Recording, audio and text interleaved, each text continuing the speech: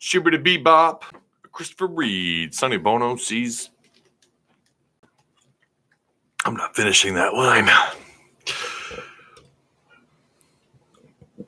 What I want, I need, yeah. What's up, Cole Smith, Mike Lane, Tyler Edmonson, Bullets. Before breakfast, Robert Ainsworth. Robert, got a little premature there on Facebook, didn't you, fella? I think that was you on Facebook, wasn't it? Brent, was it Wycliffe? Welcome, everybody. Give you guys a couple minutes to come in, but oh my God, they finally played some football. How about that? How about that fourth quarter? Are you serious with that? You had the scoop and score. You had the Shine O'Grady refusing to go down, touchdown. It's so nice to see him bounce back. Wow, what a game. What a game. Sorry, Tyler. I can't let that one go through. Sorry, buddy. I'm going to have to hide that comment. I'll just say Tyler said WFP Suey. If that gives you any idea, but I can't let that one through. Sorry. That was the best fourth quarter I've seen from this football program in a while. Hell, that was the best game I've seen in a while. Now, I kind of jumped the gun myself here. I don't have everything pulled up. We did go live on the Facebook, on the Hawk Talk Podcast Facebook page. It was really fun. Really, we've never done that. That was a first for a halftime reaction. And quite a few of you showed up. So if you're from there, if you were there and now you're here, welcome. If you've never been here before, I am, of course, Ty Hudson, the creator and host of the Pig Trail Network. So how about that offense, Ty? Okay. We do have to ask the question, all right? I hate to nitpick. That's what I do, right? When even after what we saw in the fourth quarter, in the first quarter, where was the middle of the burger? Where was the second and third quarter? What was going on? It was like they were, I don't know. It's like they got in a ship and went to the moon for a couple of quarters. I don't know. I was really thinking there for a little bit they might lose this game. I think for most of the third quarter, I thought they're in trouble. There's no offense. The defense has just looked terrible. I can't say that I'm surprised Colorado State was able to move the ball with ease like they were, but I was a little surprised that it almost seemed like there was no effort by them at all. It was like hand the ball off to your water boy who'll get like 40 yards. And I'm not talking about Adam Sandler. Like nothing was stopping Colorado State on offense. And that goes to, lack of preparation. But having saying that, again, I hate to be that guy. Oh, you've got to be the wet blanket. I'm not trying to be. I'm sorry. Let me read your chat. Holy cow. Comments are blowing up. Let's see. Woo Pig Suey, Glenn. How you doing, Glenn? Hope all's well. Got the dub. Sure did. It was nice to see that. It's nice to see that opening quarter. And I was telling our producer, Peck, he was like, this is it. This is it. They've turned it around. I said, not so fast, my friend. We have seen this before where they start off really fast. Last year, I shouldn't say really fast, but they started off in the right direction on offense, and then they just hit this lull. It's like they pumped the brakes on offense. We saw it again today, this evening. But what we've not seen from this staff, from this offense, and from the product on the field, we've not seen them bounce back and find a way, not just find a way to win, find a way and then walk away with it.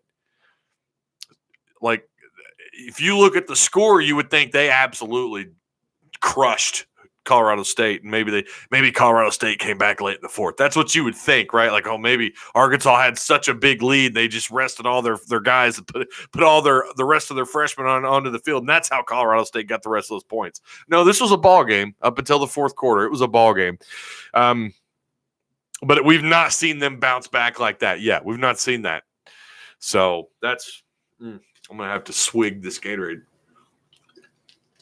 I needed oxygen after that fourth quarter. I was so excited. The Hogs have a chance to build off this momentum offensively, the offensive momentum that they gathered against San Jose State. I have not really gone in and broke down their season yet, so I can't wait to break that down and take an in-depth look at what San Jose State's got going on. Fishman says, O'Grady, beast mode. That's absolutely right. How did they give up 30-plus points? I missed the game. Well, defense was terrible. The defense was terrible. There's no hiding what happened. And in all honesty, Hill, their starting quarterback who got knocked out, what was that, the third quarter, I think. He wasn't really killing them. I don't know. He had a couple of nice plays, but it wasn't anything he was doing. It was the run game. Him not being on the field, though, their playbook went from being this big to like being that big. And that I played a major part in it. I'm not going to speculate as to whether or not Arkansas would still win this game had Hill played the entire game. I don't know.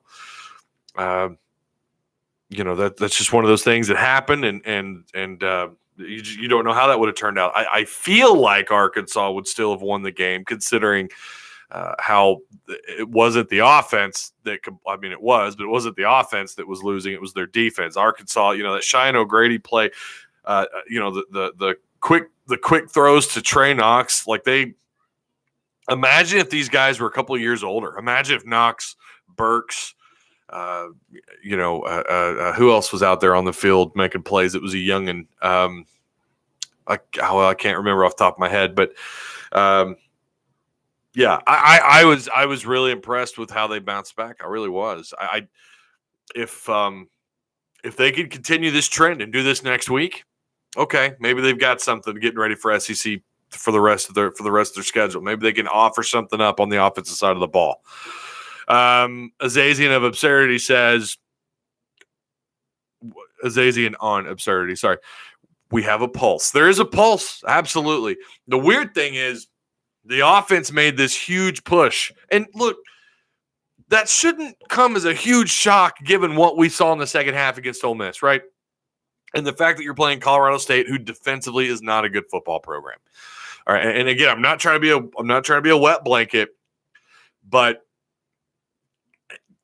I think the biggest and most positive takeaway is that the offense disappeared. The defense played like crap for the middle of that game, and they still bounced back. Not only won the game, but again, they ran away with it.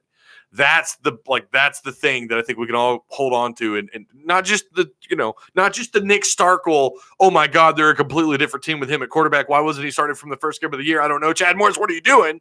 Not just that, but also this bounce back and their recovery, because we've not seen that before. Teams in the past, they even the tail end of the Brett Bielema era and the start of the Chad Morris era, they would fall into this lull on both sides of the ball, and just you felt like emotionally they just didn't want to come back. I don't know, like they were done.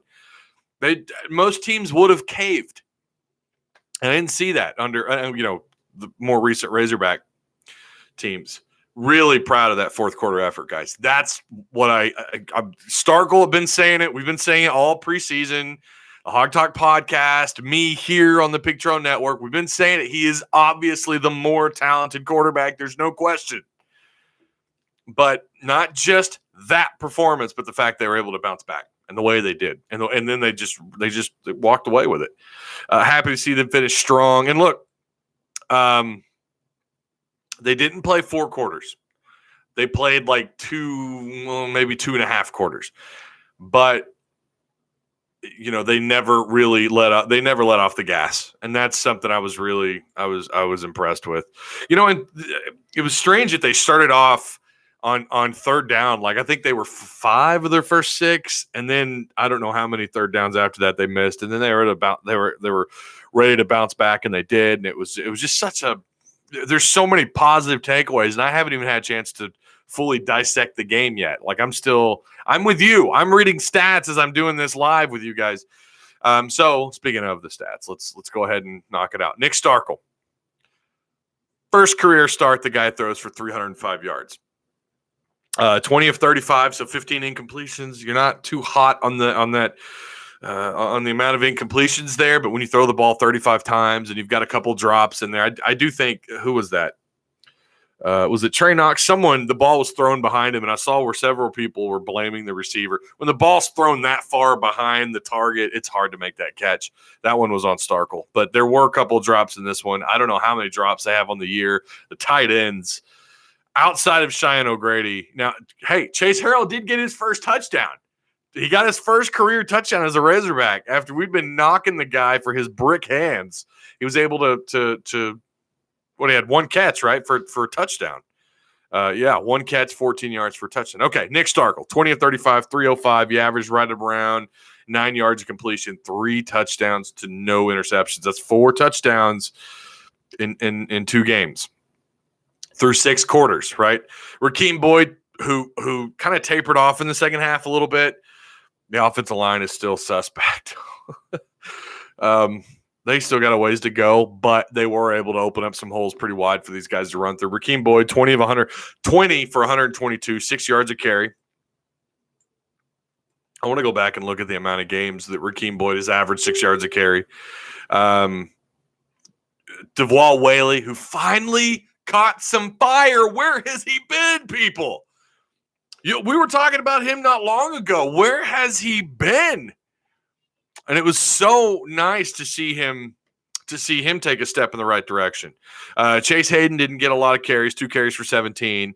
And De'Vion Warren, of course, had that end around for a couple of yards. Receiving, 1, 2, 3, 4, 5, 6, 7, 8. I thought it was actually 11 different targets, but I'm seeing 8 now.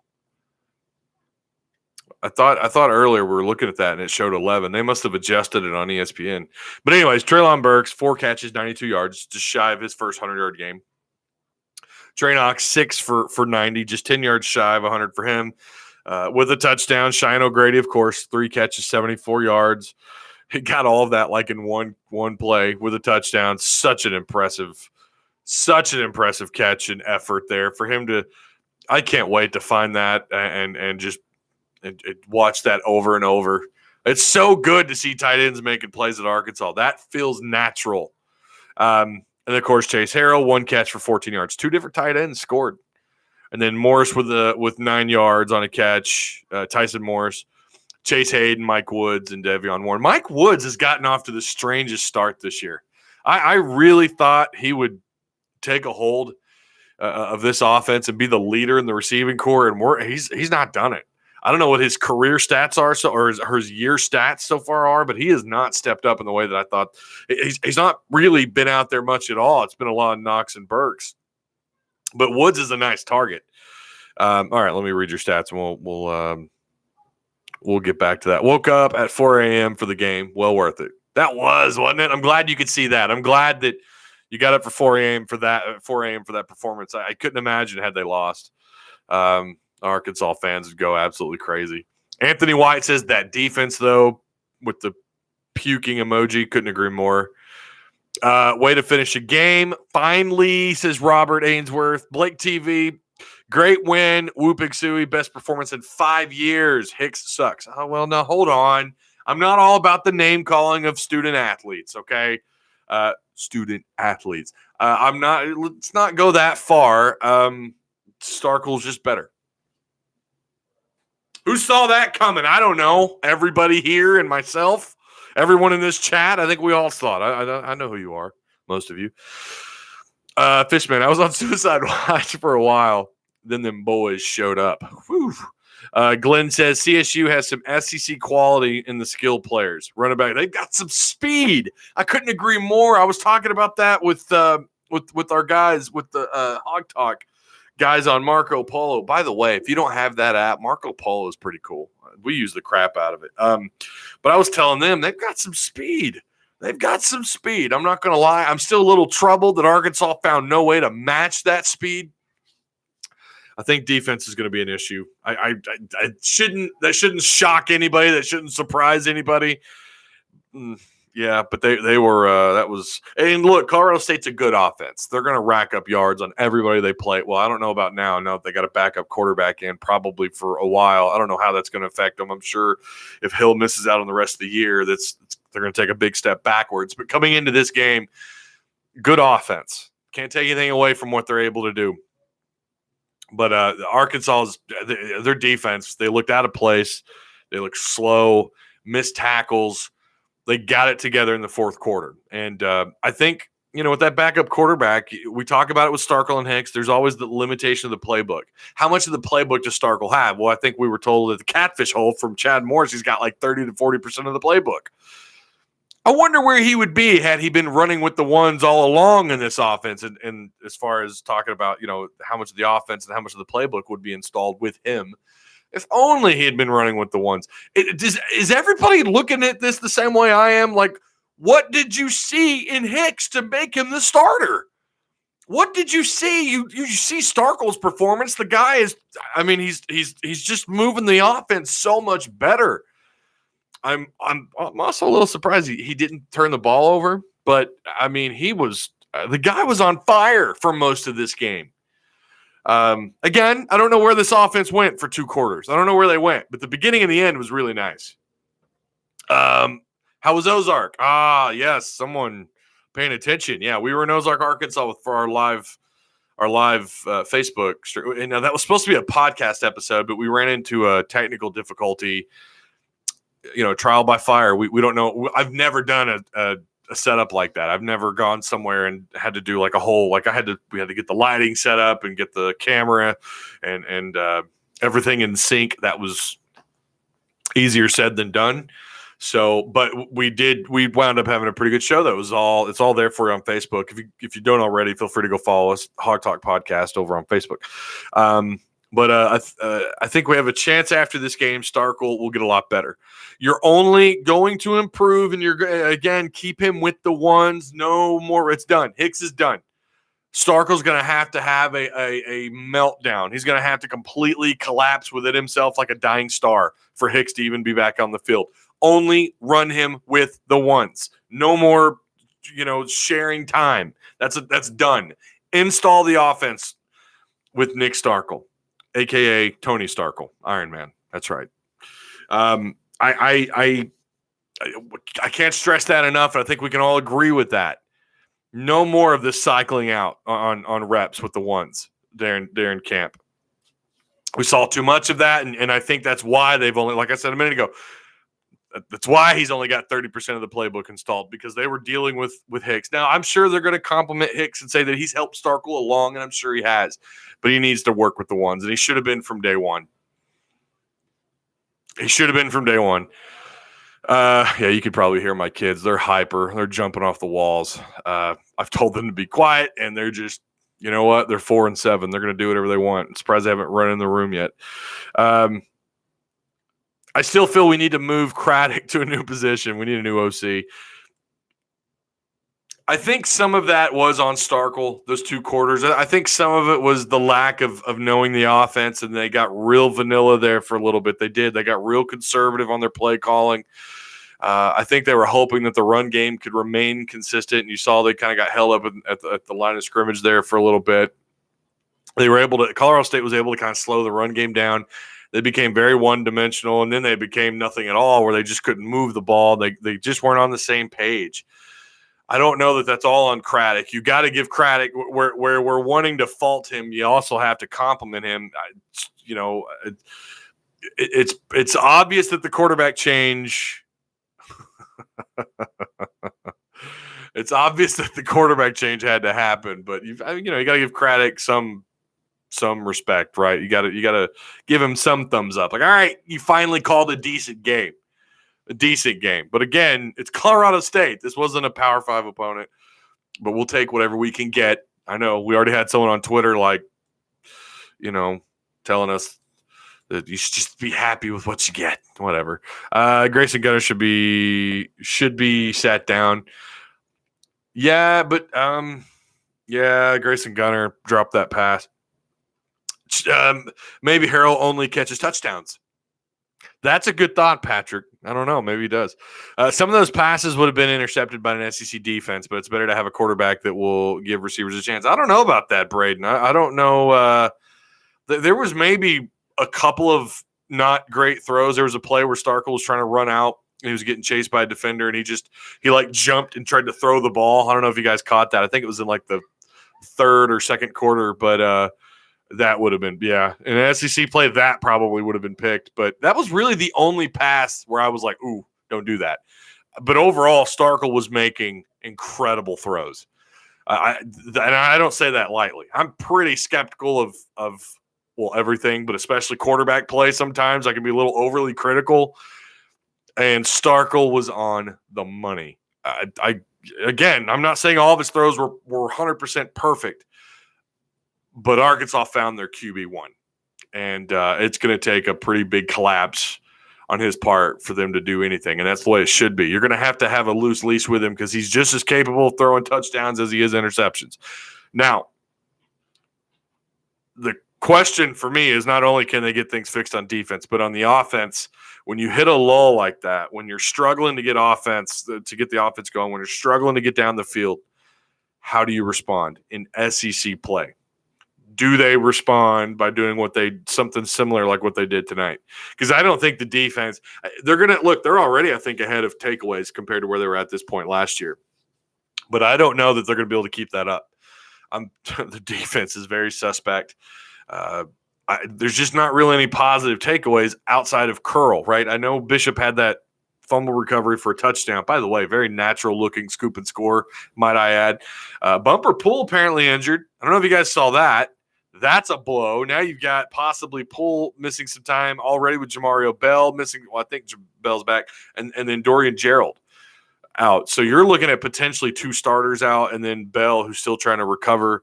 And I didn't see Bell out there. I don't know if you guys did. I just don't know if the defense is going to be good enough in SEC play to bail them out. So the offense is going to have to respond. All right, let me read some more of your comments here.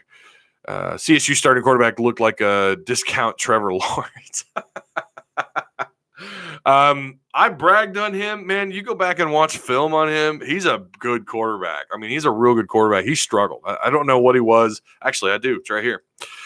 Before he got hurt, he didn't have a great game. Colin Hill, 13 of 23 for 99 yards. He did have a touchdown. Their backup quarterback comes in and goes 7 of 10 for 106 yards and a touchdown. Patrick O'Brien. I know that I heard them say he was redshirted. I don't know if that means necessarily that he was a redshirt freshman. I thought he was a transfer. Did he not transfer out of Nebraska or something? I seem to remember him going to Nebraska or somewhere. But anyways, he'd been in the system for a year. But they were limited with him. But he still came out and threw 70% for 100 yards and a touchdown in that second half. Tough blow for Colin Hill. You hope that he's okay. Yeah, they're running back, 20 carries, 180 yards. Elroy, 6 for 48. They're Dante Wright. I think Dante Wright's their 6'5", 6'6" receiver, 4 catches, 97 yards, a touchdown. It's Warren Jackson who's the tall one. They've got someone on that offense. It's like, he's a power forward playing wide receiver. 4 catches, 53 yards for Jackson and a touchdown. There were missed tackles. There was a lot of mistakes, a lot of things that we could point at on that defense and say if they don't get that cleaned up before SEC play, they're in real trouble. I have hope. Nick Starkel in this offense, I have hope. I think they still have some work to do with that with the line of scrimmage. The drop passes have killed them this year.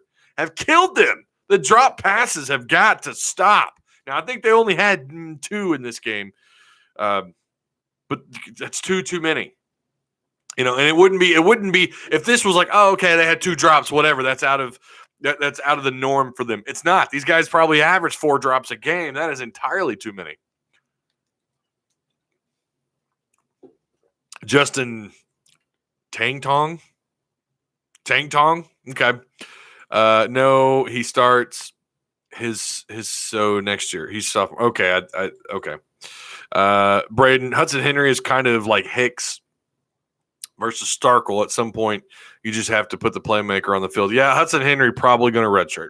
As far as I know, did not have a very good fall camp.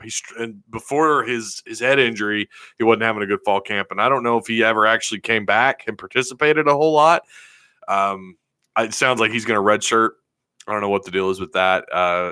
You've got it tied in with O'Grady. You're fine with O'Grady. And the crazy thing is Chase Harrell good Lord, he looks like Tarzan. If he can continue to do that and not drop the football but continue doing what he did tonight with that touchdown, that's a good place that's something to look forward to with him if he does that. But I mean, he's a KU grad or a transfer, and nothing against KU, but it's KU. He transferred out of KU. You shouldn't have had high hopes for him. At least I don't think most of you did. Let's see. Let's see. Alex Henderson says it looked like Coach Morris called the plays. Why else would he have the whole play sheet the whole game? Makes me think that Craddock not calling anymore. That could be the case. I don't know. But I've seen Chad Morris walk around with that thing on the sidelines before. I will say the Cheyenne O'Grady touchdown, go back and watch before Starkle gets some instructions from the sidelines. It was I didn't actually see who it was. The announcers on SEC Network said that it was indeed Chad Morris that made saw the call and made the change, signaled in the change to Nick Starkle. I've probably called him Tony Starkle a number of times tonight. If I have, I'm sorry, but I have that in my head to keep calling him Tony Starkle, Iron Man. But if you go back and watch that was, according to the SEC Network announcers, that was Chad Morris that called in that change. And then look what happened. Cheyenne O'Grady made a hell of a play for 6. God, that was just so fun. That was fun to watch, wasn't it? Kentucky's backup quarterback looks good right now. I don't know about a win there. Yeah, despite what we saw tonight on offense, we're coming up on 30 minutes. We're coming up on 26 minutes. We won't go too much longer here. Despite what we saw on offense, we did see a lull. We saw them kind of wear down or I don't know what happened for 2 quarters. They bounced back. But the defensive effort from quarter 1 till about halfway through the 4th, there's some concern. I don't know that you look at any game outside of, I'm going to call San Jose State and Western Kentucky. I'm going to just say those are W's. Outside of those games, I don't know. Defense took a step back tonight. Other than that scoop and score, they took a step back. I didn't see enough pressure on Colorado State's backfield. I didn't see them making plays in the backfield as much as I'd like to see. Quarterback play was I was impressed that the secondary was able to kind of limit the damage, but they still gave up some easy routes and some easy catches. And there were times when wideouts were wide open, and then there were times the quarterback Hill was off his game all night. I don't know if you guys watched. He missed several keys, and that wasn't anything Arkansas was doing. That was just him missing keys. Very, very Cole Kelly kind of night for him. I mean, he just collapsed before his injury. I don't mean that literally, please. I'm not trying to be insensitive. But he did not look like his normal self. And maybe you give some credit for what they were showing him with the secondary with their coverage. But he just had an off night. There were so many wide open throws that he missed. He overthrew targets. He missed several keys. And then he had some drops too. I think they had a couple drops themselves. But yeah, I'm with you, Justin. I don't know that I'm willing to say that there is in the SEC as far as what's left on their schedule for Arkansas. I don't know that I look at anybody and go, oh, that's a W. Coming out of week 1, Kentucky looked vulnerable. Mizzou looked vulnerable. Mississippi State, although they did lose today to Kansas State, and I don't think that's a very good Kansas State team. I could be wrong. Who else? Who else came out of week 1 not looking good on Arkansas' schedule? There were a number of SEC teams, and I said then I think they could still get to 6. I've definitely come off that a little bit. I'm pumping the brakes. I'm thinking somewhere if and I hate to do this, I'm thinking somewhere maybe 4 wins. They might go 4-8, unless the defense takes a big step forward. Chief is, I like what they're doing as far as the turnovers and the pressuring and the different blitz packages, but we're not like against Ole Miss and now against these guys. I just didn't see enough of it, and they gave up so many yards and missed tackles and guys out of place and just getting burned by Colorado State's speed. I'm going to say that again, getting burned by Colorado State's speed. Like, I don't know. I think they got a lot of work to do with the defense, especially all of it. I'm not just going to say, I'm not going to put it all in the secondary of the linebackers, all of it. Let's see. Holy crap, we won. I'm so happy, says Broham Todd. Jay Sanders, can we celebrate scoring 55 freaking points? That's huge. Couldn't agree more. Absolutely. Oh my God, it was an awesome effort by O'Grady. Let's see.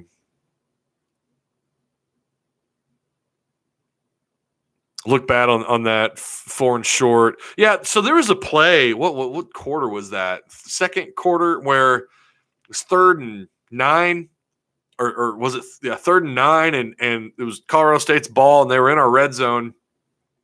He gets the snap, and the left tackle clearly moved. I mean, and the SEC Network guys didn't say anything, and you could see it clear as day. And I thought, was I the only one that saw that? And sure enough, people on Twitter were like, wait a minute, hold up. Where was the call? And of course they convert and they turn around and they score later on in that drive. That was such a huge miss. And I'm not someone to look, you're either good enough to win or you're not. I don't put losses or wins on officiating, but there were some missed calls. Holy God above. Like, how did you miss that left tackle? Like he was on vacation down in the Panhandle and came back, and the refs like they were gone. I don't know. That was not good.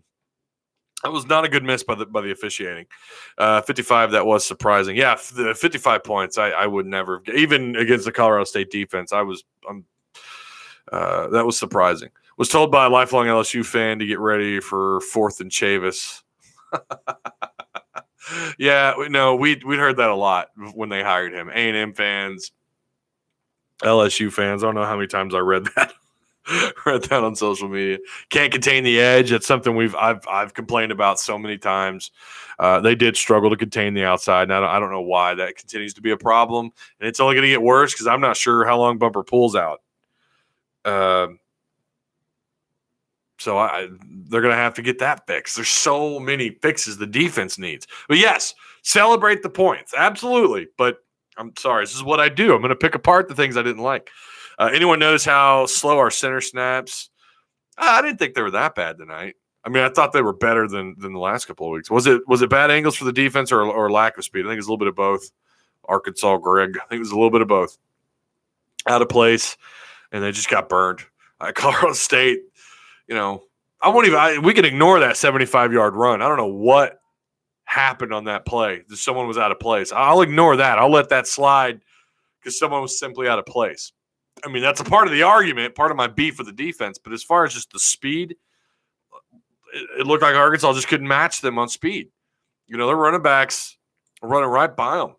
The defensive line couldn't make anything happen to kind of help contain and really, force the pocket to collapse and get the quarterbacks uncomfortable. They just could not match what Colorado State was doing, period. Sorry, that's 3rd and Chavis. Yeah, it's 3rd down. It's 3rd and Chavis.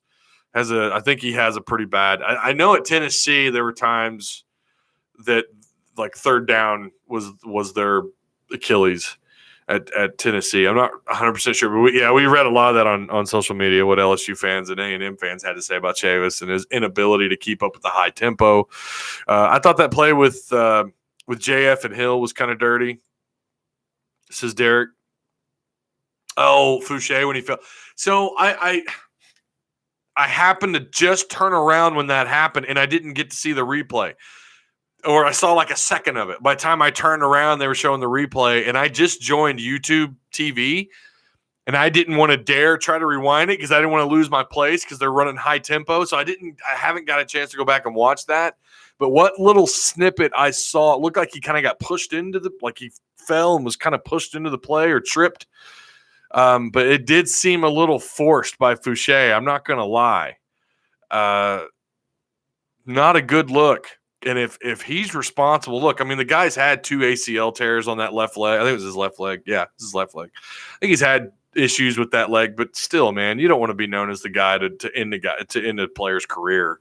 And you get caught up in the heat of the moment. We've seen this happen so many times just watching football, but you got to be smart, and that was, I will say that flag though, I don't know how I feel about that being a flag. Because you're not allowed to touch quarterbacks anymore. You can't touch them. And sometimes I have seen cases where a player gets pushed into the quarterback and he rolls and he hits the quarterback. And quarterback, whether they get injured or not, they throw the flag. I don't like that. I don't like that. The game is geared, the way it's called, the way it's officiated, the environment of football today is nothing but pro offense. It's nothing but whatever benefits putting points up on the board and creating excitement around the game. And so that's where this comes from. Don't get me wrong. I'm sure there's some player safety concerns there. I get it. But it just feels like the game is so designed and so heavily favored for the offense when you talk about flags and penalties, and you just can't touch players anymore, and I get the safety part. I want quarterbacks to have good. I want all these guys to have good long careers. But the game of football is just a physical sport, man. You know what you sign up for. I know what I signed up for when I played football. I'm sure a lot of you played as well. You know what you're in for. You're going to get hurt. You're going to get banged up. You're going to get concussions. You're going to get hurt.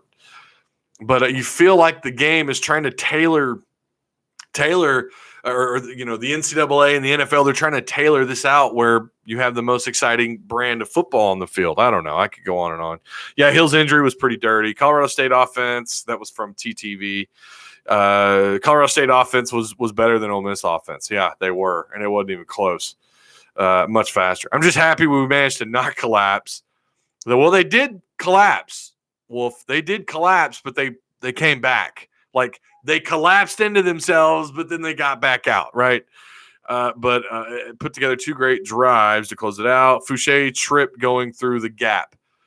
Okay, well, that's what Braden says. Blake TV says we won. All that matters. Next week, let's get win 3. Well, yeah, it's all that matters for you, but I got to analyze, right? Like, I got to look into the game and tell you guys the things that I didn't like and the things I did like, right? I'm gonna nitpick. That's what I do. D-line wasn't shedding blocks like we needed. Yeah, the D-line, I don't know what's going on. Sosa Game has had the most vanilla career. I mean, I don't know how many times I've heard people, the national analyst, the football analyst talk about his recruiting, when he committed and signed on to Arkansas. Oh, he's going to be a 3-year guy. I think it was Clay Henry who even said he felt like after Arkansas signed Sosa Game, they're going to be lucky to keep him beyond 3 years. He's had the most vanilla career. I'm not saying he's a bad player. He's just, like I've talked about, I got 3 tiers of player. You've got, or of a college football player. You've got your atypical football player, your player, okay? Then you got your playmaker, and then you got your difference maker. Like Sosa Game is the bottom. He's like the tier 1. He's just a player. Definitely didn't see that coming out of his career, or coming out of high school. Let's see. Sosa was taking on double teams all night. I mean, I've seen him take single blocks and get destroyed, and I saw that last year. He's capable of doing some big things. He's capable. I think he's capable of a breakout year. I can't. When you look at the body of work, he's just had a vanilla career. Sean Norris says, I don't know how to feel about Chavis' ability to coach up young guys. Next man up wasn't working well in the first 3 quarters. A lot of the guys on that defensive line behind Richardson, Sosa Agim, TJ Smith. I'm missing some people there. But outside of those guys, nothing but freshmen. And you saw a lot of Matial Soli. He over-pursued the quarterback on one play, but he made a nice play. Soli might turn into a baller, y'all. I'm not kidding. LSU losing to Northwestern State into the first quarter. Well, after this, I want to watch some more football, but I also want to play Borderlands 3 on PS4. I want to do that, but I'm gonna have. So what I'm gonna do is I'm gonna have my phone set up so I can watch the game while I'm playing, or watch football while I'm playing Borderlands. I'm gonna have to watch that game. That's gonna have to be my game that I watch. Kentucky's looking good against Florida. Sosa ain't no pro. Sorry. Yeah, I'm not saying he's not going to get drafted. He may get drafted simply based on his potential, but his body of work does not tell you that he's an NFL draft pick. It's his physicality and his potential that's going to get him drafted. That game last week hurt so much more after today. Oh my God, Sean is knocking it out of the park with that one. I know we could have beaten Ole Miss last week with Starkel. I think you would have had a better shot. You got to remember, this game, they still had 2 quarters where Starkel and that offense was completely out of sync. The beginning was nice. It was really nice. The ending was nice on offense. the team effort in the fourth quarter was incredible. I'm so pleased to see that. We've not seen that in the Chad Morris era. I cannot stress that enough. 40 minutes. We're coming up on 40 minutes. Hey, let's see. We are young. They will get better. And most of all, they never gave up. Mike is also killing it. That's very good. I agree. And most of all, we have a quarterback. Dorian Gerald might go pro. Well, Dorian Gerald's out for the year. I don't know if he gets drafted or not, because last year he did not have a very good year last year. Well, it's not that he had a bad year. He just had trouble staying on the field. Best quarterback play since Wilson? I don't know about that. I wouldn't go that far. Brandon Allen had a hell of a game against Mississippi State. Let's not overlook Brandon Allen's final year at Arkansas. Let's see, Sean says Sosa been bounced around too much to develop. Well, I mean, sure, but even still, and there's some truth to that, but even still, he's not shined anywhere they've put him. He's without a doubt, he's an interior defensive lineman at the next level. Make no mistake about it. He's an interior defensive lineman, but he's got, I don't know. Darius Philon surprised me up until his arrest. I don't know what's going on with ex-Razorbacks, Pro Hogs. I don't know what the deal is. They're all getting arrested. Philon surprised me. He made multiple 50. How many 53-man rosters did he make in the NFL? So maybe Sosa just has never fit in with what's going on in Arkansas, and he goes to the NFL and he's awesome. I don't know. I'm just saying, based on his body of work, doesn't look like an NFL draft pick to me. Derek Billingsley. I did think Sosa was a better Darius Philon, but it ain't showed yet. I couldn't agree more, Derek. I don't see it. And at least with Philon had a body of work, man. I mean, he was a monster here. Truck MD, nice to see you, Truck. Derek Billingsley, also nice to see you too, sir. To me, Fouché was going full speed to Hill. Okay, you're talking about the play. Okay. Going full speed to Hill after Fouché. Seeing Hill got rid of the ball, Fouché looked like he tried to stop by rolling his back to Hill, but momentum was too great to stop. He clearly, to me, looked like he was again, I haven't seen the whole thing, but what tidbit I saw, it looked like he was coming after Hill, trying to get him low. Let's see. Fishman says after next season, I'm saying. Oh, yeah. He can redshirt. You're right. I'm sorry. He can redshirt. Yeah, he that first quarter against Portland State. I know, it's Portland State. They couldn't stop him. They could not stop him, and we heard a lot about his development throughout fall camp and throughout the offseason. I kind of thought that, okay, you guys are talking to Truck. Okay. He don't seem like a dirty player. Fouché doesn't seem like a dirty player. I don't get that from him. I don't get that from him at all. Just based on his interviews and just what people have said about it, people who know him and what have you. I don't get that from him at all. So I don't know. Jury's out. He didn't get ejected for anything. It wasn't like the officials were after him. It's just unfortunate. You feel bad for Hill, man. That's really too bad. Bishop needs to start. I know he got some brownie points tonight, y'all. Sosa will be an NFL defensive end, just like Bijan Jackson. I don't know about that. He's an interior guy. He's got interior written all over him. He's got the size, strength. He does not have the athleticism and speed. That showed last year. I mean, they could. I don't know. That was also in a 3-4 defense too, though. But maybe in a 4-3 he could play DN, but I just see him as an interior guy. Let's see. Going to try and read some more of these comments, and then we're going to call it a night. I got some more college football to watch. I know you guys do too. If Starkel and the wide receivers can sync up, the offense is going to be lethal. We could have had at least a handful more touchdowns. Excuse me. If the passes would have connected, no less hopeful for the future after this game. Again, my only concern is the offense took a huge step forward. The defense took a monumental step back until the fourth quarter. But they just could not match what Colorado State was doing. And we know Arkansas's got the better talent, or at least you would imagine that to be the case. They gotta. Maybe they were blindsided in this game. I don't know. I don't know. And then that backup quarterback, guys. A backup quarterback throws for 70% with a touchdown. I think he was 5 of his first 5 pass attempts. They couldn't get pressure on the guy. They couldn't get him out of sync. He looked just as comfortable, if not more comfortable, than Hill. It's very alarming. They're going to have to make some big adjustments throughout the rest of the year, and they're going to have to make some changes.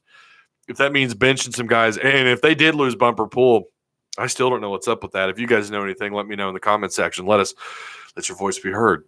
But it's just, I don't know. The defense just didn't do anything to get me any more excited. The offense, however, if you've got a great offense led by a solid quarterback and a confident play caller, I think we're missing out on that part. A confident play caller, then anything could happen, right? If you've got an offense that can keep you in games and maybe get a stop or two on defense, maybe you could pull something out. They strike me as a type of team that may not go bowling right now. I don't think that's going to happen now, but they might be able to shock somebody.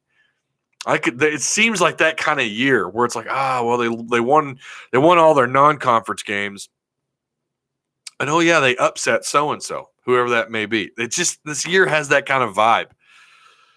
I'm not saying that based on what I've seen. It has that kind of vibe to it a little bit.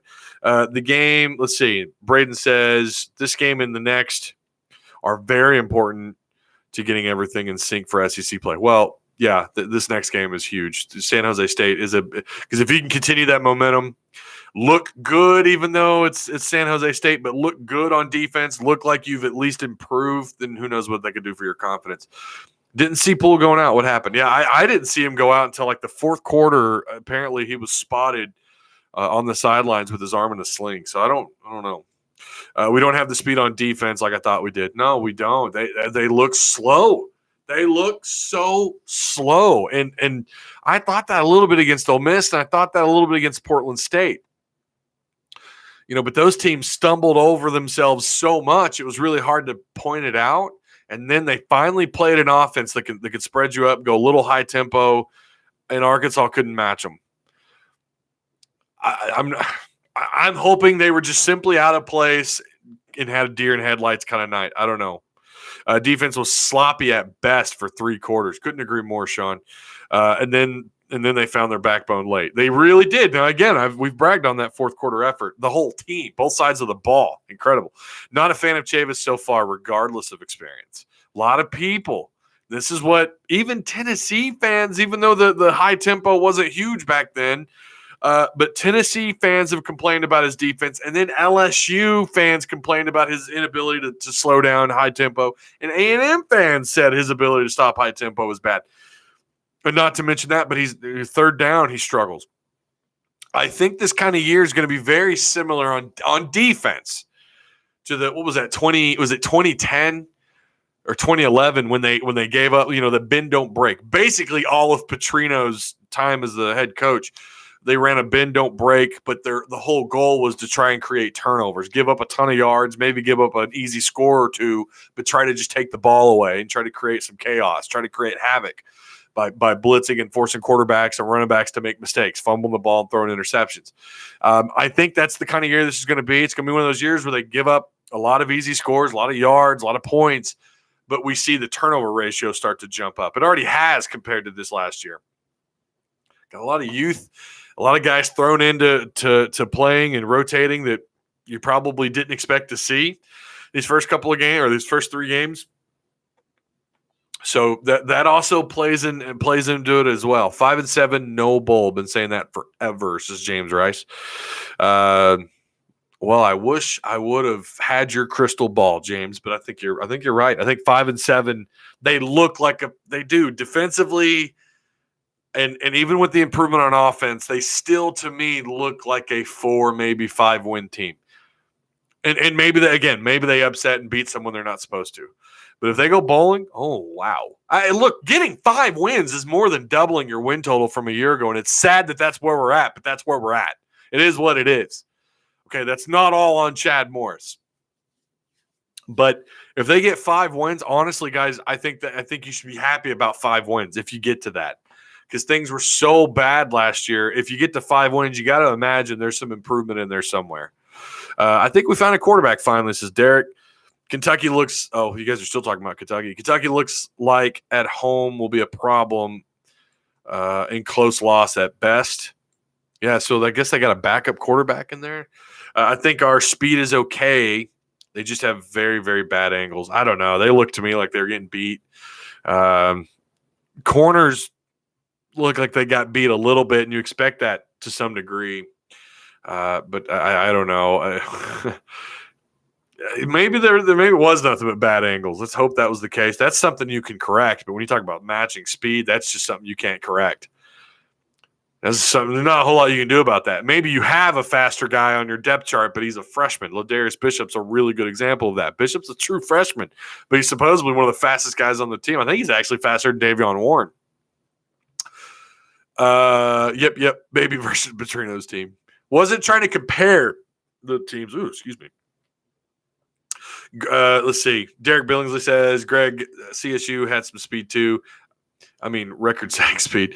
Let's see. Gonna scroll down here. Three players running 4.3. Arkansas. Greg says 5-7 is optimistic. I don't think after tonight it's impossible though. If the defense, if it truly was just guys out of place and it's not a talent thing, which it's up for debate. If that's truly all that it is, and it's not, if it's mental errors and mistakes and just being out of place and not being prepared, you can improve on that. We can argue as to whether or not they do, and I'll agree with you 110%. I still don't think after 14 and a half games that Arkansas is really at where I would expect them to be at this point. I'm not saying they should win 10 games. I'm just saying I kind of thought we would see more, but if the defense can make the right corrections, and if the offense can continue the tempo and the pace that they played at in the first and fourth quarter, if they don't have the 2-quarter lull like they did tonight, yeah, I think 5 wins is absolutely possible. And if the defense makes big enough adjustments and the offense makes also big enough adjustments and can stay in rhythm for 4 quarters, if this team can play 4 quarters of football, they might even have a path to 6. I think that's optimistic. I think 6 wins is optimistic. I don't think 5 is. I think 5 is absolutely. I think it's at least on the radar. I don't think that's a big jump either. Not a fan of rushing only rushing 4 on third. Oh, I see what you're saying, on third very long, especially when DN is true freshman. Yeah, they had a couple of true freshmen out there. Quarterback has all day to get a man open deep.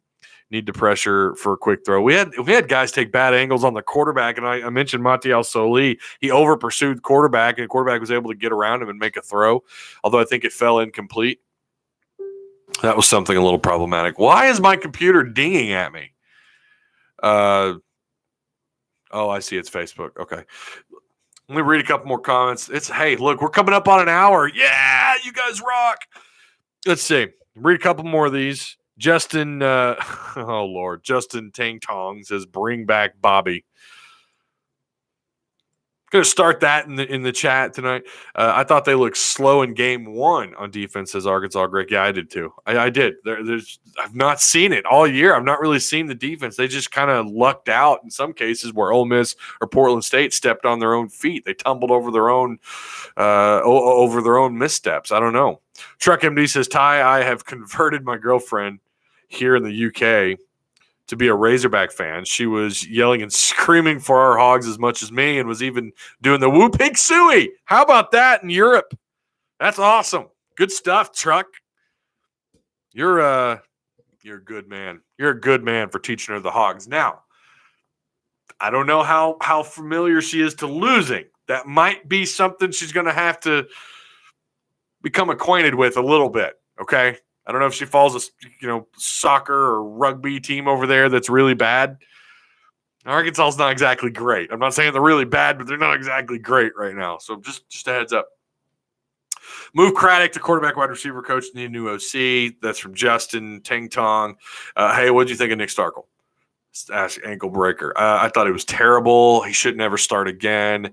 My God, put in KJ Jefferson. No, I thought he was great. I love that spark on offense that he provided. Holy cow.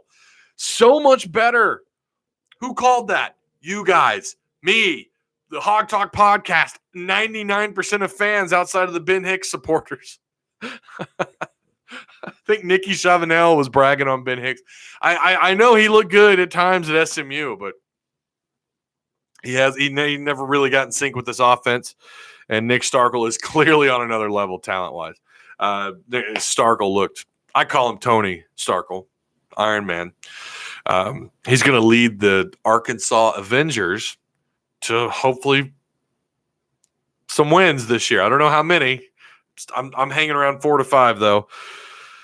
If we get that 6, that means beating Mizzou for the 6th. God, would that be glorious? We need to go after Derek Mason. Says Derek.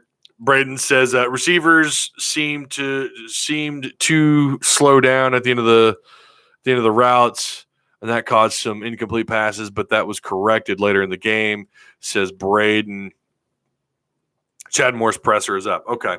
All right, so that's going to do it. I'm done here. I want to thank you guys so much. Remember to like, comment. Hey, 22 likes. We had up to 115 of you guys here live. Thank you so much. We're going to keep trying. We're going to keep doing this. I love doing these live shows. For those of you who have donated or who've become Patreon members, I need to go back and double check my Patreon, but you guys rock, man. You're the reason why I do this. You truly are the backbone of what it is that we do. Not only just me here at the Picture Network, but also the Hog Talk podcast. Yeah, I got a t-shirt. I don't know if you can see that. I got the back there. It says Hog Talk. It's in gray. We got shirts made. We got a banner made. It's so cool. Next up is, we got stickers too. Do I have a sticker here? We got stickers. We're going to, when we do a live show back on campus, we're trying to get one close to the maybe close to the stadium. We've got the Hogettes on Twitter. They want us to do a live show with them, during a tailgate or something. I'm currently talking to Stadium Shop there on Razorback Road. I'm talking with them. We're going to try and set something up with them as well. I don't know if it's going to always be a game, but that might be the case. Maybe not. Maybe something like what we did in Ozark last night where we just show up. We do a live stream. We're going to try and do more of that. We're going to have stickers to hand out. Yay. They're a little small, but they're pretty awesome, though.